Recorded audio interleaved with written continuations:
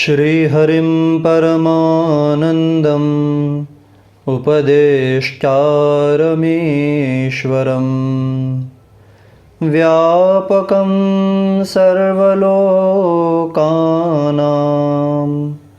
कारणं तन्नमाम्यहम्। जयन्ती मंगला काली भद्रकाली कपालिनी दुर्गा क्षमा शिवा धात्री स्वाहा स्वधा नमोस्तुते। श्री हरि भगवान की जय।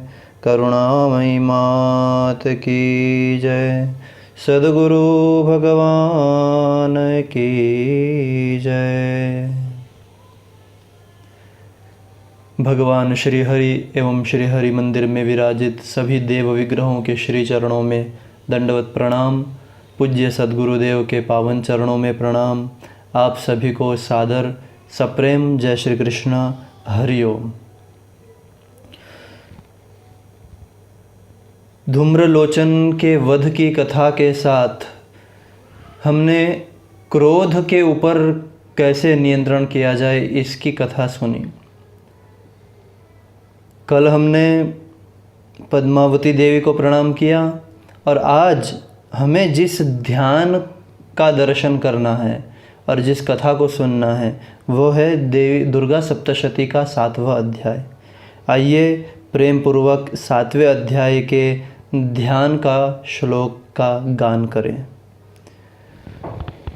ओम ध्यायेयं रत्नपीठे शुककलपठितं शृण्वतीं श्यामलांगीं न्यस्तैकाङ्घ्रिं सरोजे शशिशकलधरां वल्लकीं वादयन्तीं कहलाराबद्धमालां नियमितविलसच्चोलिकां रक्तवस्त्रां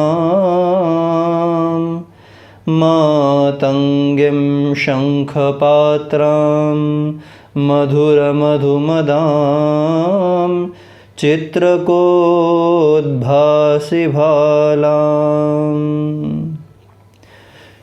हम ध्यान का दर्शन कर रहे हैं और यहाँ पर इस श्लोक का प्रारंभ ही ध्यायेयम ध्यान करने के शब्द से हुआ है।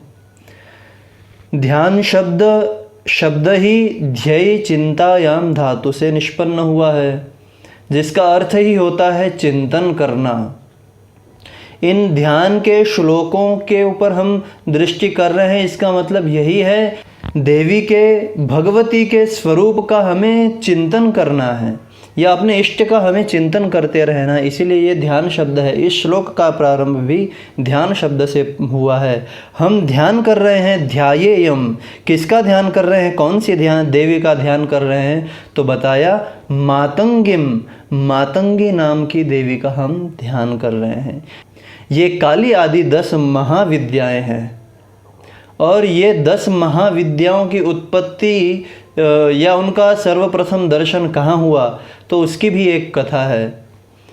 हमने गुरुदेव के मुख से बारंबार दक्ष के यज्ञ के विध्वंस की कथा सुनी है। उस समय जब प्रजापति दक्ष ने भगवान शिव के अपमान के लिए यज्ञ का आयोजन किया, सभी देवताओं को बुलाया पर शिव जी को या सती देवी को नहीं बुलाया। सती देवी को समाचार मिला और सती देवी अब अपने पिता के घर जाना चाहती है। पिता के घर प्रसंग है, जाना चाहती है, लेकिन शिव जी का कहना है कि हमें कोई निमंत्रण आमंत्रण नहीं है तो फिर हमारा जाना उचित नहीं है। तो यहाँ पर देवी ने हठ किया है और जब देवी ने हठ किया उस समय 10 दिशाओं में उन्होंने 10 देवियों के रूप में 10 महाविद्याओं का दर्शन सर्वप्रथम करवाया है। उसमें वायव्य दिशा की ओर जो देवी थी उनका नाम है मातंगी देवी। तो मातंगी देवी 10 महाविद्याओं में से एक है। और मातंगी नाम इसलिए भी है क्योंकि मतंग नाम भगवान शिव का भी एक नाम है, और मतंग की जो शक्ति है वो है मातंगी देवी। ये मातंगी देवी तंत्र मार्ग में तंत्र सरस्वती के नाम से जानी जाती है। मातंगी देवी की उपासना वाक शक्ति के ऊपर नियंत्रण पाने के लिए या संगीत या और किसी भी कला में बहुत अच्छी तरह निपुणता प्राप्त करने के लिए, उसकी सिद्धि प्राप्ति करने के लिए भी होती है। देवी का एक नाम उच्छिष्ट मातंगी या उच्छिष्ट चांडाली भी है।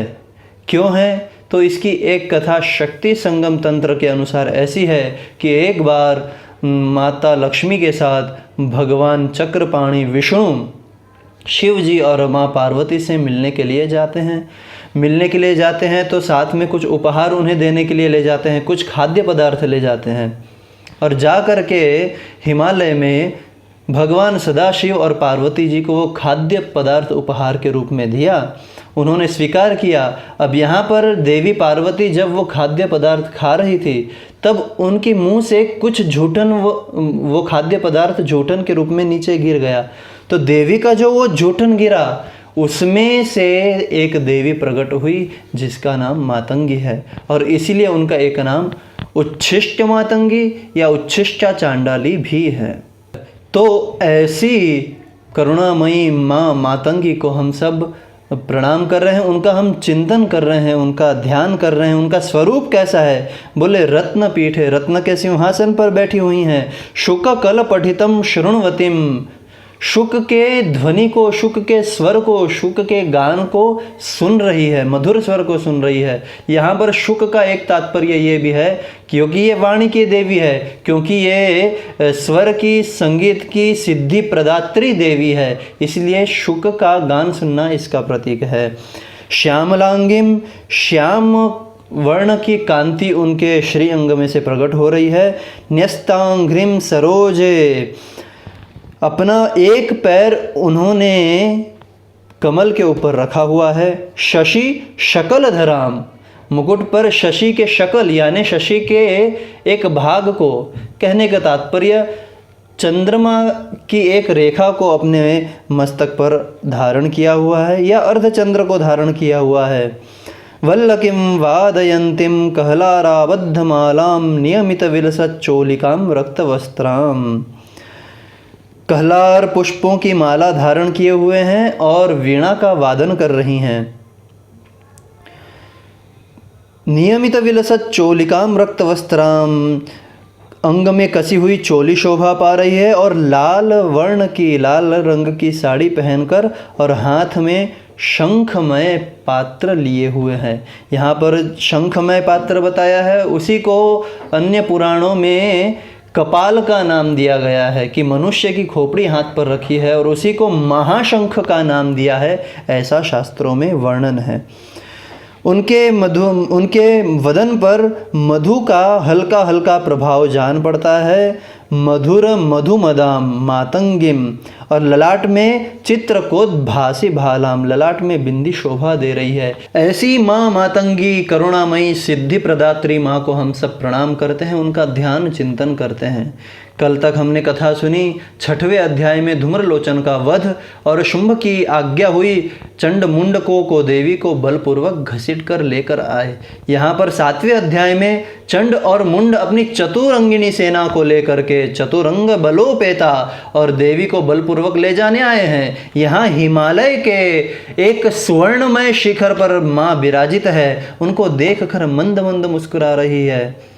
सभी असुर सेना जब माँ को पकड़ने के लिए उद्यत हुई तो उस समय देवी अंबिका क्रोधित हुई, और क्रोधित होने के कारण उनका मुंह कृष्ण वर्ण का हो गया, और इस कारण काली कराल वदना विनिष्क्रांता सिपाशिनी विचित्र खड्वांगधरा नरमाला विभूषणा द्वीपी चर्म परिधाना शुष्क मांसाति भैरवा अति विस्तार वदना जिह्वा ललन भीषणा निमग्ना रक्त नयना नादा पूरित दिंग मुखा।